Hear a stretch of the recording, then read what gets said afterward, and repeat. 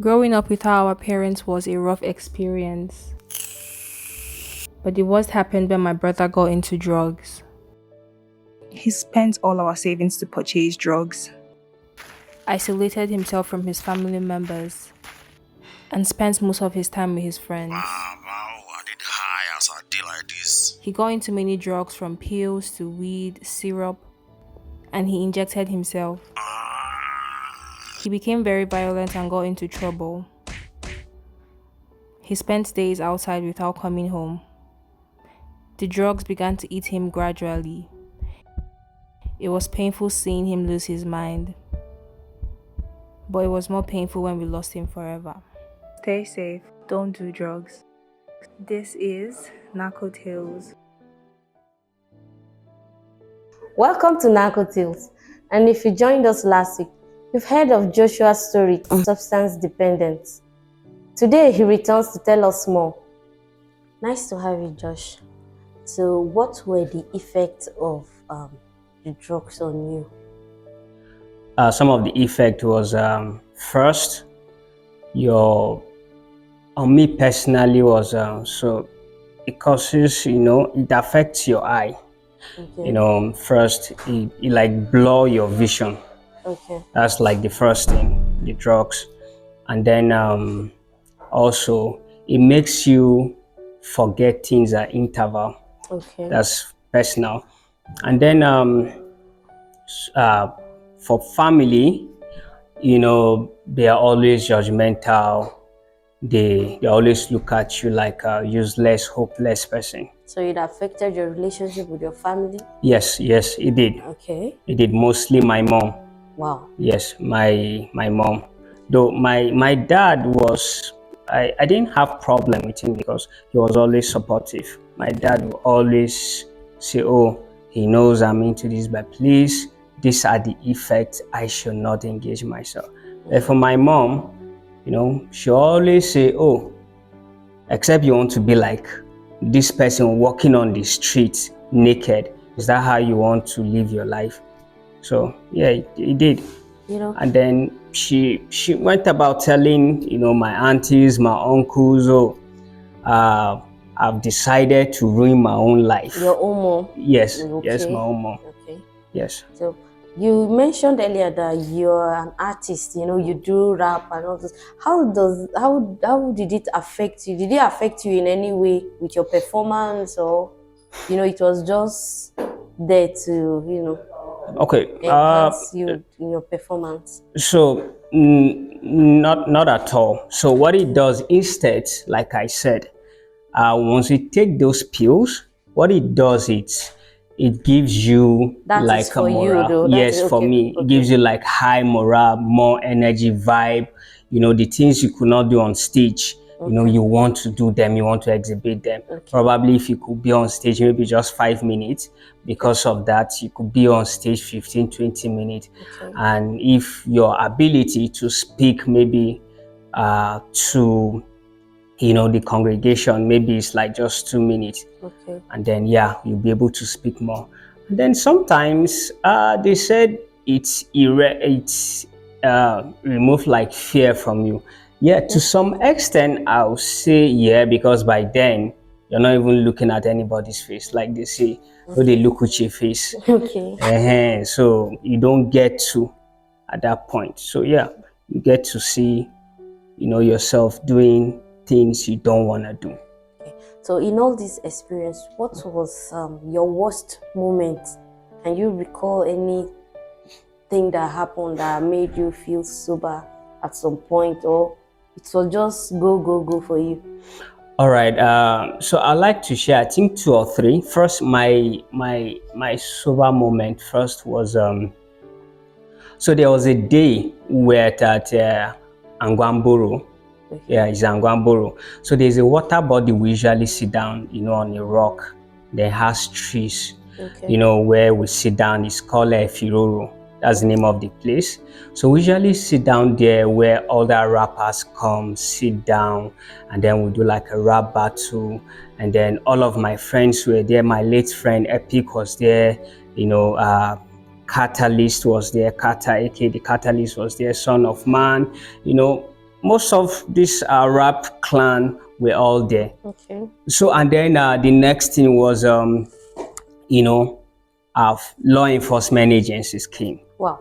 Yes. Okay. And then because it was more like a garden, so they came and raided the place. So in that moment, you know, people were running helter and skelter. And then for me, I fell into the water. It was a big body Wow. of water. Yeah, I still remember. Then my phone got spoiled. The two persons died inside the Wow. water. They Yes. jumped into the water. Yeah, they right jumped there. because they couldn't swim. So Okay. two of them died.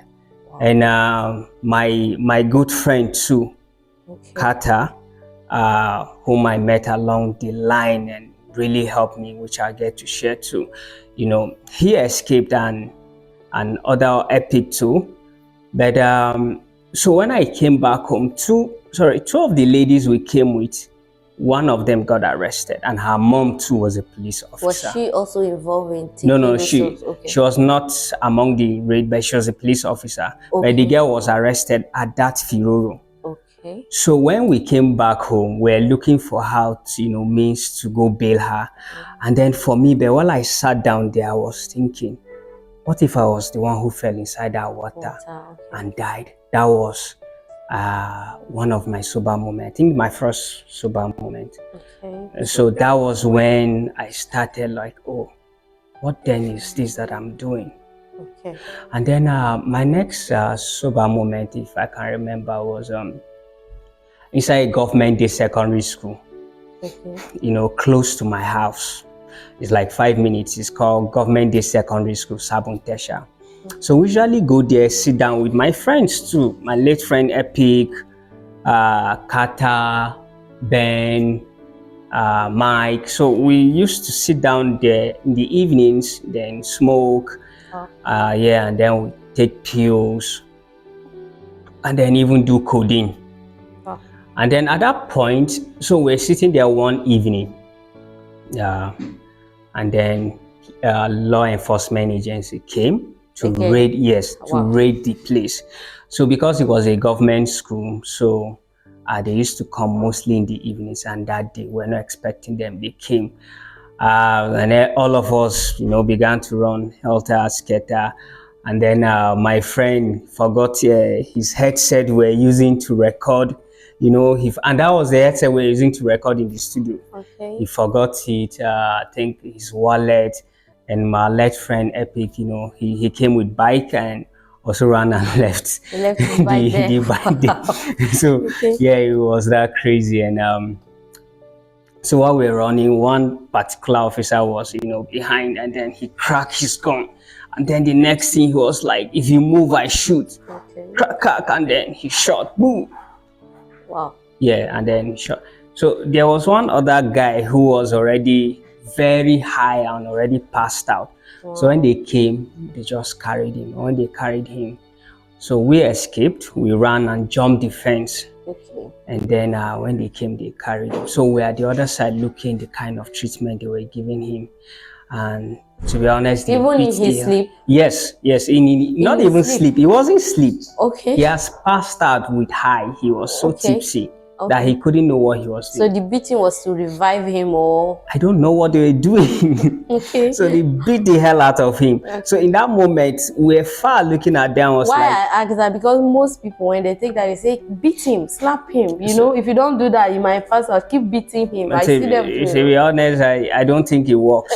It doesn't work. To be honest. So why do they pour water? No, if it's water, slapping the person. I think water might work, but say physical. But you've seen what what I'm talking about. You see them slapping a fellow, maybe because he's high on something and all that. Yes, of course. Just continue. So after we jumped the fence, so they were bringing out this fellow, and we're looking. Us like, so what if I was the one? And in that moment, one of the law enforcement agents, I think he packed him with his boots, the way they pack person, and then you fall. So they packed him. I think he had like a fracture on his leg. Yeah. And I was now having this thought, what if I was the one? Okay. So that was another sober moment. And then the third one was in school. I think in my year 200 level in Mina. What happened was I got high like I used to, normal day. And then I came back to the house. Now it was a crack pipe now. Okay. I was into. So that crack now pipe. You've gone ahead. Yes, of Wow, course. wow, wow, wow, So wow. that crack pipe, when I was on it, I got to the room and then I was blank. When I mean blank, I got passed out. Not for 1 hour, for almost I think 4 hours. Wow. My roommate had to come and he was tapping me. He thought I was dead. He was tapping me, calling my name. He was scared. And I had to go call other students in the compound, so they came. Okay. And just like you did mention, they poured me water. They did a CPR on me, Okay. trying to pour. I wasn't coming forth, so they were already scared. So we're like, what is this thing going into? And at that point, so after some moments, that was like 4 hours, I think I got up. Yeah, it was like in that moment, somebody just came and tapped me once, and then I got up. But already to me, it was an embarrassment. Like the whole student in the compound came. Everybody's aware. Yeah, everybody's aware, and this like something we're trying to even hide yeah. it. Now everybody's aware, then the stigma, people just look at you, be like, hey, see him, I ain't be that. That's what they always say. Wow. And then societally speaking, they always judge you. They always say, you are useless, you will never amount to anything. That's what they always say. We're going on a short break. We'll be right back. Just stay with us. I was the head boy in my primary school, senior prefect and best graduating student in my secondary school, but drug abuse almost ruined my life. I was on an average of 2 grams of cocaine per day. I was taking 8 ampoules of pentazosine daily. European shisha, cocaine. I became a user, a dealer, and a gangster. I saw other users drowning. I knew I didn't want to be like them, but I was already trapped. My family disowned me. My employment was terminated. I sold my car, sold my house. I'll go out well-dressed and return shoeless, shirtless in exchange for drugs. I was seeing things that were not real, and I once stabbed myself because I felt something crawling under my skin. I contacted NDLEA and started therapy. I spent 3 months in therapy. I spent 8 months. It's easy to relapse, but your mind has to be stronger than the cravings. Drugs does not love you. You are not the one using drugs. Drugs are the one using you. Say no to drug abuse. Welcome back and thank you for staying with us. Thank you, Joshua. Thank you so much, Victoria. Victoria. Thank you so much. I mean, your story is quite interesting, and at the same time, is a lesson for so many people out there. You can always, run back to that pillar for, for help. Let me just use that word. So I would like to know, what were the steps you took to recovery? My journey of recovery, it started with my auntie, who was in Mina. Part of the story I said, always my secondary school when I was done, I just wanted to travel, go stay with my auntie where nobody gets to disturb me. So I went there, and she would always advise me. She was seeing me different than others were seeing me. Okay. So, and then when I got admission in FUT Mina, and she too was in Mina. Your auntie? Yes. Okay. She's based in Mina. And so it was easier for her. And then, so that's my second sober moment I had in school in my year 2. And then I was now asking myself, with all these things happening, what if it's death that is calling me and I don't know? And what if I die in the process of all these things? You started having sober reflection. Yeah, so I was like, what then is going to happen? But even in that sober reflection, I was still going on and off. You still fall back to I'll go take it. Things, okay. And then in my year 3 again, I met Mr. Audu. Mr. Audu has a group like where an NGO called Farid Center in Mina, and that NGO, they have a part where they do rehabilitation and counseling. So when I met him, he attends the church where I worship, and he's also a lecturer there in Mina. So I got close to him. He became like a father too, and he always advised me. And being that he was the head of the counseling group in that NGO, so I met him, and then he now brought me into that circle where you get to sit down with other people having similar problems. You get to share, and then they get to encourage you, and then there are other therapists too who gets to speak to you and tell you, oh, this is wrong, this is what you should do. But in the midst of that, was that helping? Yeah, it was, but not 100%.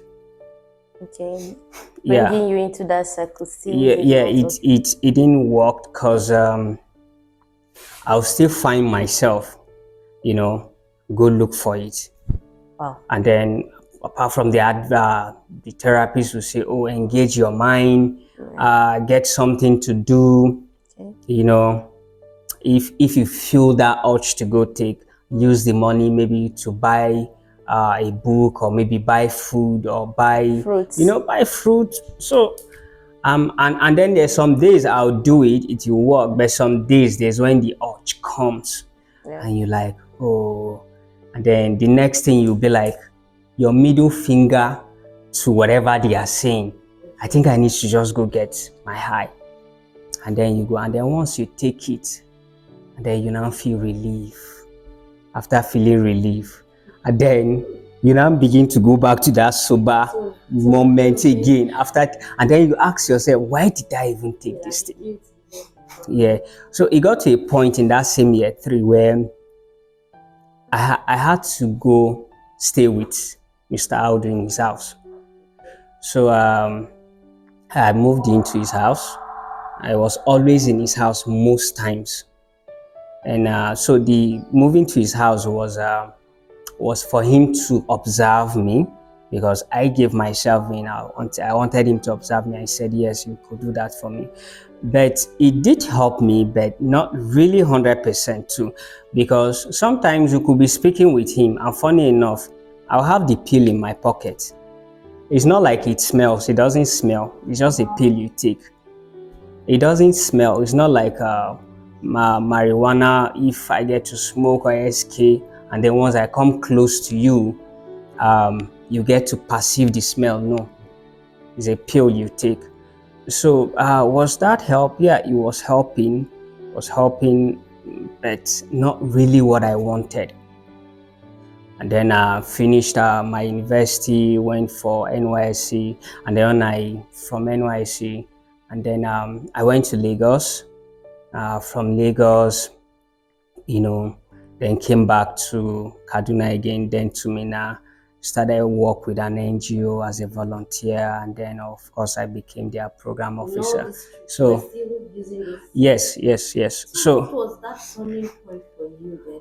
Okay, so the turning point for me was 2016, when after my NYC, and then 2017 where I did a reality program show. I represented Niger State, where I'm from, and it was a labor room reality TV show.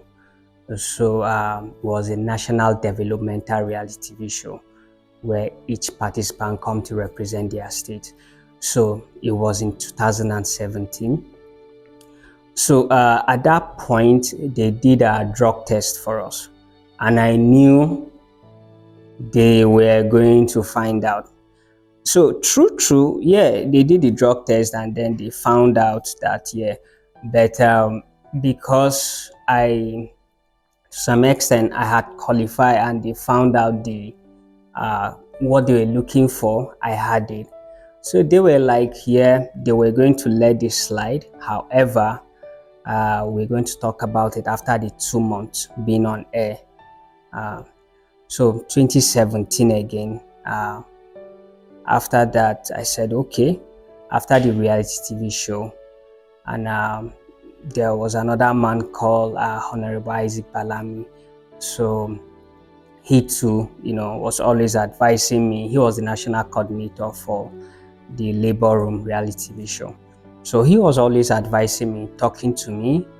And for me, I was now already making a conscious effort on my own part, saying, I cannot continue like this.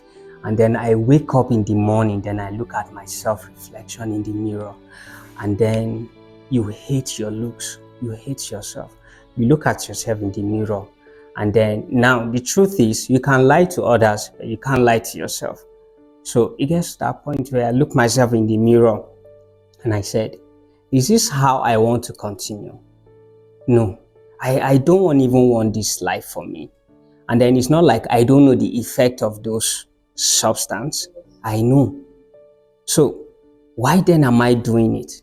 I'm like, oh, okay, no matter what, I was going to stop it. I was going to stop it no matter, yes, no matter what, I was going to stop it. So did you go to any rehabilitation? I won't say a rehab, no, but I had a therapist that were always reaching out to me, so because I work in the civic space, so I had people who work, and then one of my friend, I always reached out to him and say, oh, God bless you, David Moses Olofu, who, works with DRAN, so they do more of harm reduction program. And then growing up again, we always had this dream to have, a multimedia company. And so my friend, there was this Olofoson Media too. Now Olofoson Media, when I moved to Abuja, really helped me with other foundations, where now we get to sit down and talk about some of these effects of this substance. And of course, my friend too, who it was something we're doing together. And then I asked him, bro, how did you do it? Because, yeah, of course, I'll buy it and give it to him, and he'll say no, he won't take. And then I'll look at him like, what's happened? Maybe the first time I did it, I was shocked. Second time, third time, I'm like, it's still not true. And then I was like, maybe he's trying to hide it from me. I'm going to catch him off that. And then it kept coming, 1 month on to 2 months, 2 months to 3. Yeah, so yeah, that was it. I was like, my guy is doing it, and is he doing it because he's working for this organization? And then that was when Olofoson Media came in, and then we're like, oh, okay, this organization is actually a multimedia company, but also deals with harmful substance, So he brought us together and said, oh, it's easy for us. There's a way out. There's a way out. And because myself, I was on that journey too, to say, I want to go out. Yes. So when he brought us together, and he gave us reasons, gave us reasons for life, reason why we need to. Yes. So to be honest, he shared his own reality check with us, even while he was in Gombe. Yes. And then even while he came to Abuja, because he was on and off Gombe and Abuja before he finally moved to Abuja, he shared his own crazy experience too with me. And that, got to his turning point. So when he shared that with us, some of the reasons, I actually sat down critically, and I began to access the whole thing. And then another turning point for me was I lost an opportunity, because when they did a drug test on me, they found out, I had drugs inside me. Yeah, so of course, they had to drop me. And since that day, I got home, I cried. Thank you, Joshua. So what's your advice for younger people out there and people who are already, battling with substance dependence? First, I want to say I feel opportune and privileged to be here to even discuss this. Okay. And growing up, we used to run away from NDLEA. And now you're here. And yes, I'm now here. Yeah. And then I'm also advocating for, drug users and harmful substance, users. So my advice will be, first, you need to come to a point where you tell yourself, I don't want to do it. Okay. Because society might say whatever they want to say, and you might not care, but for your own good, because in the later run, one, it's going to affect your life personally, and it might also affect some opportunities for you ahead. Sure. So you need to come to this point in your life where you tell yourself, this is the point for me, I don't want to.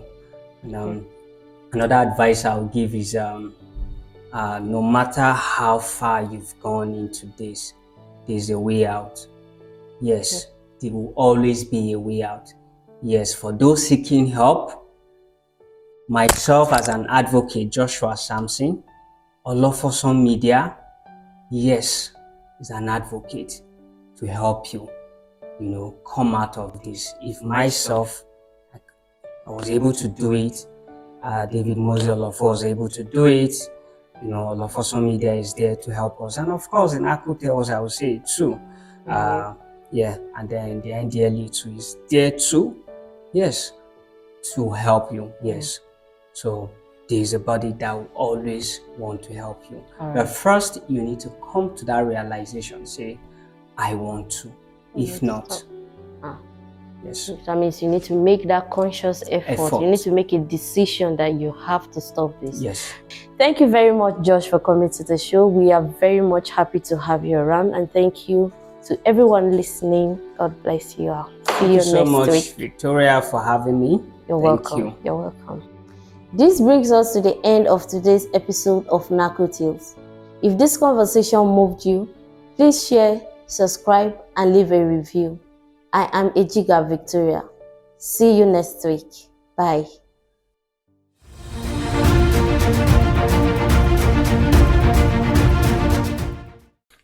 Indeed, we do. We work with a number of these individuals because we know quite a lot of questions have been asked about some of them getting involved or even glamorizing or glorifying substance abuse on social media.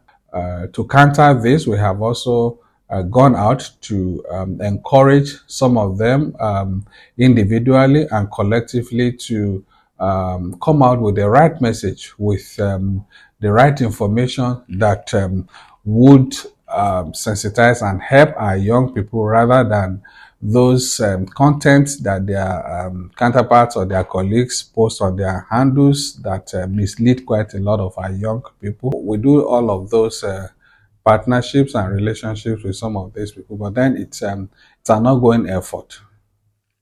Don't do drugs, don't do drugs, don't try it though. He go choke you up. He go steal your sunshine, he go shock you up. He don't kill him any youth from my area, even for your area.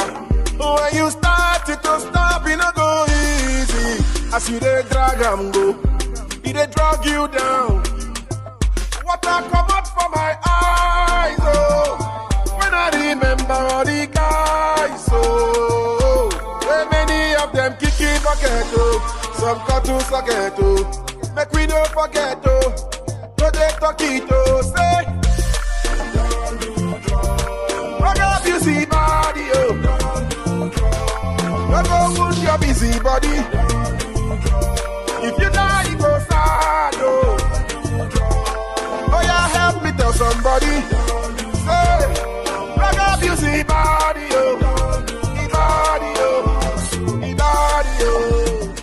This message is brought to you by the National Drug Law Enforcement Agency, NDLEA.